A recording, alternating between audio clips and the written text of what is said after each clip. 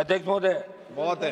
सबसे पहले तो मैं आपको धन्यवाद दूंगा कि आपने आज वक्फ संशोधन विधेयक 2025 पर जो आपने मुझे बोलने का अवसर दिया। बेनीवाल जी। अध्यक्ष जी, मेरे से पूर्व हमने गृह मंत्री जी को भी सुना, पूरे देश के विद्वान इस साइड से भी बोले, इधर से भी हमारे बोले, जमकर बहस हुई, लेकिन आवश्यकता तो आज है बेरोजगारी पे चर्चा की। देखिए मैं आपको बता रहा हूँ, वो भी आप लिए जरूरी होगा। अग्निवीर समाप्त तो करना। हमारे तो गृह मंत्री जी बैठते हैं, आप बैठते हो तो हम तो आधी बात तो बोल ही नहीं पाते साहब। आप बोलो कि छोटी पार्टियों को जाओ बाहर चले जाते हैं। कम से कम 5 मिनट आज समय दे, सुबह से बैठे, कोरम हम ही पूरा करते हैं। ये सारे सिंगल पार्टी के लोग। अध्यक्ष जी, मेरा निवेदन था कि सारी चर्चा हुई और निश्चित रूप से मुसलमानों के अंदर एक मैसेज है देश के अंदर कि वक्फ का जो बिल आ रहा है वो मुसलमानों के खिलाफ है। मैं आपको याद दिलाऊं अध्यक्ष महोदय कि मुस्लिम क्रांतिकारियों ने भी आज़ादी के आंदोलन का अपना योगदान दिया, जिसमें मौलाना अब्दुल कलाम आज़ाद, अशफाक उल्लाह खान, मौलाना मोहम्मद अली जोर और मौलाना हसरत मोहनी जैसे नाम शामिल है। ये सरकार जब इस प्रकार के विधेयक लेकर आए तो उनका योगदान नहीं भुलाए और ऐसा मैसेज देश के अंदर नहीं जाए, ये मेरी मांग है। अध्यक्ष जी, बिल जब आया था तो यहाँ बड़ी चर्चा हुई और गर्मा गर्मी के अंदर सरकार ने इस बात को स्वीकार किया कि बिल को जेपीसी को भेजा जाए और ये जेपीसी के अंदर चला गया। जेपीसी की खबर रोज हम पढ़ते थे कि विपक्ष के सांसद जब अपना सुझाव रखना चाहते तो उनको बोलने नहीं दिया जाता और जेपीसी के अंदर जब और सुझाव आए तो उनसे हटके खाली एक फॉर्मेलिटी की जेपीसी में भेजने की। जो सुझाव जो संशोधन चाहते थे वो इसके अंदर नहीं गए। मेरी मांग है कि आप इसके अंदर बड़ा मन रख के विचार करें गृह मंत्री जी। अभी कोई इस बिल से परमानेंट कुछ नहीं होने वाला, मुझे नहीं लगता कि इससे परमानेंट कोई सरकार अपनी बढ़ती रहेगी। और जो चीजें उस पर विशेष रूप से आप ध्यान दें। मैं आपका एक मिनट निवेदन करूंगा साहब, ये इसमें संशोधन आपने किया, पिछले कुछ वर्षों में वक्फ बोर्ड की संपत्तियों को लेकर विभिन्न प्रकार के जो आरोप लगाए गए, लेकिन क्या समाधान उन्हीं आरोपों के खिलाफ है या कोई राजनीतिक एजेंडा है? अध्यक्ष महोदय, संसदीय कार्य मंत्री जी को मैं ये भी पूछना चाहूंगा कि बिल धार्मिक स्वतंत्रता में दखल तो नहीं देगा, फिर देश का आम मुस्लिम इसका विरोध क्यों कर रहा है?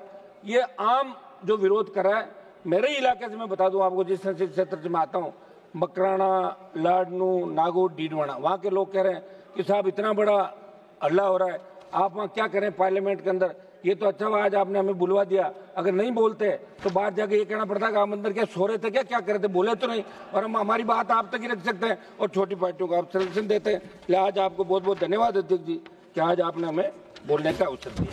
अध्यक्ष जी है बोलने दो ना मुझे। गिरिराज सिंह जी, आप अपना काम करो, मैं मेरा कर रहा हूँ।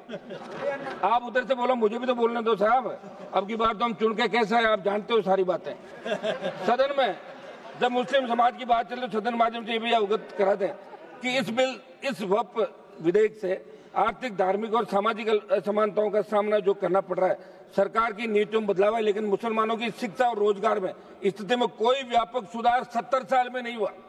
ठीक है, ये लोग भी भाषण दे रहे थे, लेकिन मुसलमानों का जो सुधार आर्थिक, सामाजिक, धार्मिक रूप से नहीं हुआ, तो इसमें कहीं न कहीं दोष इन लोगों का भी है। हाँ, हम बिल के इसके आपके विधेयक के खिलाफ है, लेकिन कांग्रेस पार्टी भी कहीं न कहीं अगर ये विचार करती तो निश्चित रूप से बहुत बड़ा और फायदा हो सकता था नौकरियों में और सब बातों में।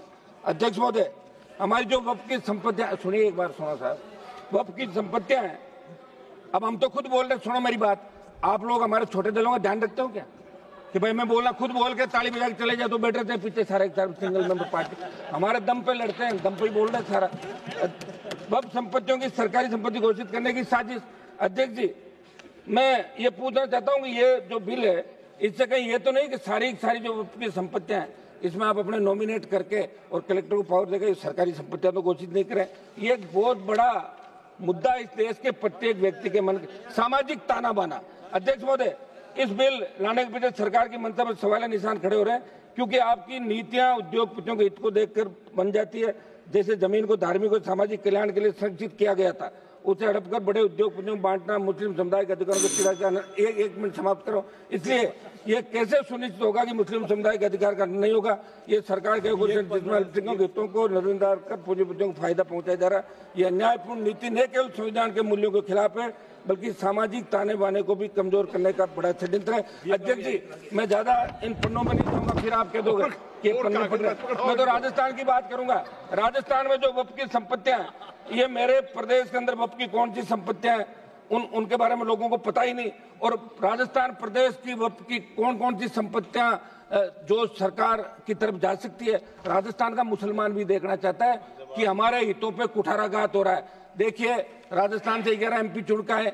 बड़ा मुझे वो कहते हुए वो आ रही है कि 11 में से कांग्रेस पार्टी कम से कम एक को तो बोलने का मौका देती है। आप उधर से, मैं ही बोल रहा हूँ, ये भी मेरे ही खाते में सारा। मैं ही लड़ाई लड़ रहा हूँ यहाँ पे, मुसलमानों की भी लड़ रहा हूँ, मेरे समाज की लड़ रहा हूँ, अग्निवीर की लड़ रहा हूँ, किसान की लड़ रहा हूँ, बेरोजगार की लड़ रहा हूँ, बढ़ती महंगाई की, भ्रष्टाचार की और बढ़ते अपराधों की, सारी लड़ाई मुझे लड़नी पड़ रही है।